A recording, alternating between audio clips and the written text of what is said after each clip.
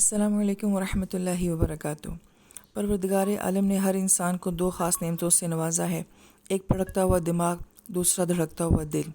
پھڑکتا ہوا دماغ علم الہی کا برتن ہے اور دھڑکتا ہوا دل محبت الہی کا برتن ہے۔ انسان کو چاہیے کہ وہ ان دونوں برتنوں کو بھرا رکھے۔ اگر دل عشق الہی سے بھر جائے لیکن دماغ علم سے خالی ہو تو انسان پھر بھی گمراہ ہو جاتا ہے۔ عشق انسان کو بدعت سکھاتا ہے جبکہ علم اس کے اندر توازن پیدا کرتا ہے، اور اگر دماغ علم سے بھر جائے اور دل عشق سے خالی ہو تو پھر بھی انسان گمراہ ہو جاتا ہے۔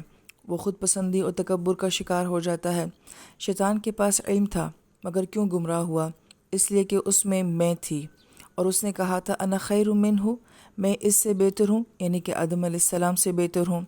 شیطان کو اسی عجب اور خود پسندی نے راندہ درگاہ بارگاہ الہی بنا دیا تھا۔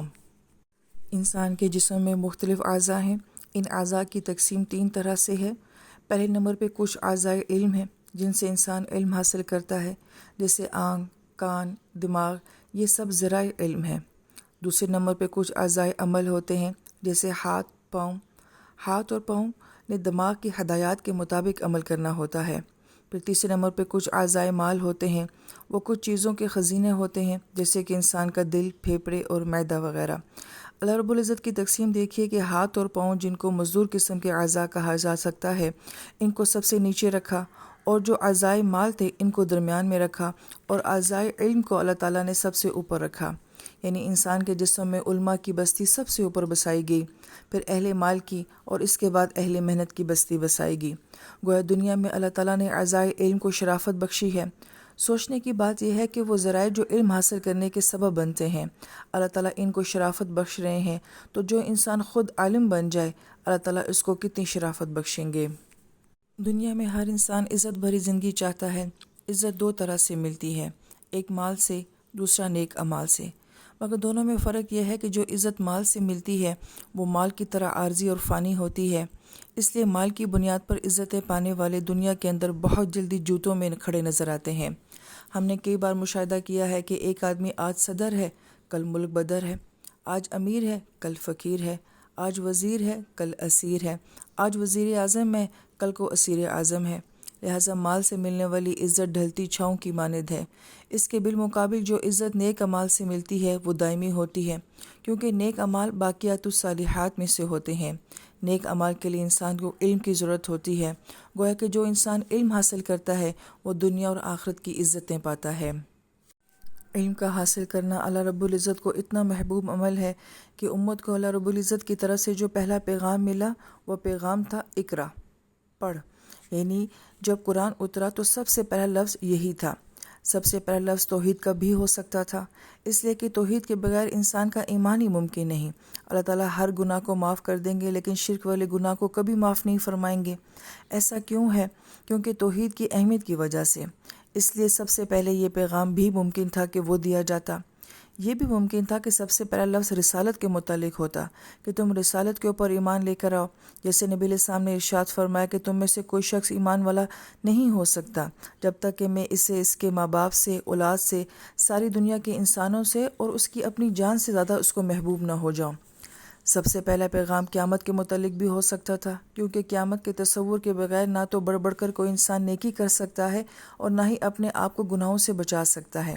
اس لیے قیامت کے دن کا ایک واضح تصور ذہن میں ہونا یہ بھی بہت ضروری تھا، مگر ایسا نہیں ہوا۔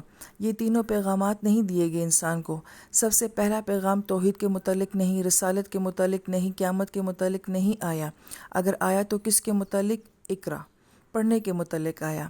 اس سے پتہ چلتا ہے کہ پڑھنے کا عمل اللہ تعالیٰ کو کتنا زیادہ پسند ہے۔ ایک ہے ہمارے بدن کی خوراک اور ایک ہے ہمارے دل کی خوراک۔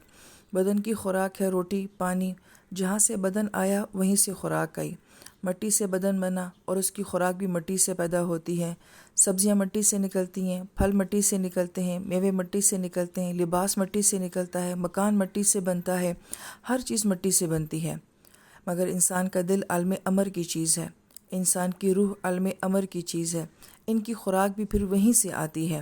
اوپر سے آنے والے انوار اور تجلیات انسان کی روح کو خوراک دیتے ہیں۔ پہلے زمانے میں علم نفوس میں ہوتا تھا اور آج علم نقوش میں ہوتا ہے۔ پہلے انسانوں کے سینوں میں علم محفوظ ہوتا تھا اور اب الفاظ اور حروف کی شکل میں ہے۔ ابو داؤد رحمہ اللہ کے بیٹے ایک جگہ گئے تو وہاں کے علماء نے ایک مجلس حدیث کا انتظام کر دیا۔ ایک محدث کے بیٹے آ رہے ہیں، حالانکہ وہ خود محدث نہیں ہیں بلکہ محدث کے بیٹے ہیں جو تشریف لا رہے ہیں۔ وہ فرماتے ہیں کہ میرے پاس میری کتابیں بھی نہیں تھیں، لیکن لوگوں کی مجلس قائم ہوئی تو میں نے زبانی احادیث لکھوانی شروع کی۔ میں نے ان کو متن اور سند کے ساتھ 37,000 احادیث لکھوائیں۔ جی ہاں، علم نفوس میں ہوتا تھا، آج تو یہ نقوش یعنی کتابوں میں رہ گیا ہے۔ الا ماشاء اللہ، اگر آج بھی علم نفوس میں آ جائے تو اللہ تعالیٰ کی مدد اتر آئے۔ اللہ رب العزت کے ہاں اہل علم کی بڑی شان ہے، اس لیے حدیث پاک میں فرمایا گیا العلم نور، علم ایک روشنی ہے۔ اور یہ بات ذہن میں رکھیے کہ علم کی روشنی سورج کی روشنی سے زیادہ افضل ہوتی ہے، کیونکہ سورج تو کچھ حصے کے لیے چمکتا ہے پھر ڈوب جاتا ہے، صرف دن کو روشنی دیتا ہے، رات کو روشنی نہیں دیتا، لیکن علم کا سورج دن کو بھی چمکتا ہے اور رات کو بھی چمکتا ہے۔ آپ نے دیکھا ہوگا کہ اہل علم حضرات کی محفلیں راتوں کو بھی لگی رہتی ہیں۔ نبی علیہ السلام اس دنیا میں 2 نعمتیں لے کر آئے ہیں، ایک روشن کتاب اور دوسری روشن دل، ایک چمکتا ہوا علم اور دوسرے دمکتے ہوئے اخلاق، ایک علم کامل اور دوسرا عمل کامل۔ قرآن پاک کی وہ آیت جس میں اللہ رب العزت نے انعام یافتہ بندوں کا تذکرہ کیا ہے، تو اللہ پاک فرماتے ہیں کہ من النبیین و صدیقین و شہداء و صالحین۔ اب انبیاء اور صدیقین اور شہداء اور صالحین میں سے اس آیت مبارکہ کی روح سے انبیاء اور صدیقین کی نسبت علم کے ساتھ زیادہ مضبوط تر ہوتی ہے، جبکہ شہداء اور صالحین کی نسبت عمل کے ساتھ زیادہ مضبوط ہوتی ہے۔ معلوم یہ ہوا کہ کائنات کی تمام سعادتیں اللہ رب العزت نے علم اور عمل میں رکھ دی ہیں۔ پھر اس آیت مبارکہ کا ایک اور خوبصورت نقطہ یہ بیان کیا جاتا ہے کہ یہاں پہ نبیوں کے ساتھ جو ہے وہ صدیقین، صالحین اور شہداء کو بھی جو ہے وہ اکٹھا کر دیا گیا ہے، جو کہ درمیان میں واو ہمیں نظر آتا ہے جسے واو عاطفہ کہا جاتا ہے۔ تو گویا کہ واو عاطفہ کے ذریعے اللہ پاک نے ان چاروں طرح کی شخصیات کو ایک جگہ اکٹھا کر دیا ہے۔ حالانکہ انبیاء بہت افضل ہوتے ہیں، بہت معصوم ہوتے ہیں، لیکن اس کے باوجود بھی جو ہے ان کے ساتھ صدیقین، شہداء اور صالحین کا ذکر آیا ہے۔ تو جب اللہ تعالیٰ نے اپنے قرآن پاک میں ایک چھوٹے سے حرف واو کے ذریعے ان سب کو اکٹھا کر دیا ہے، تو کیا یہ سب لوگ آخرت میں ایک دوسرے کے ساتھ اکٹھے نہیں ہوں گے؟ اور یہ سب کس وجہ سے ہوگا؟ علم کی برکت کی وجہ سے ہوگا۔ یہ تمام خوبصورت اقتباسات جو آپ کے سامنے پیش کیے گئے ہیں، یہ آج کے بہت بڑے عالم حضرت مولانا ذوالفقار احمد نقشبندی دامت برکاتہم عالیہ کی کتاب علم کی پیاس سے لیے گئے ہیں۔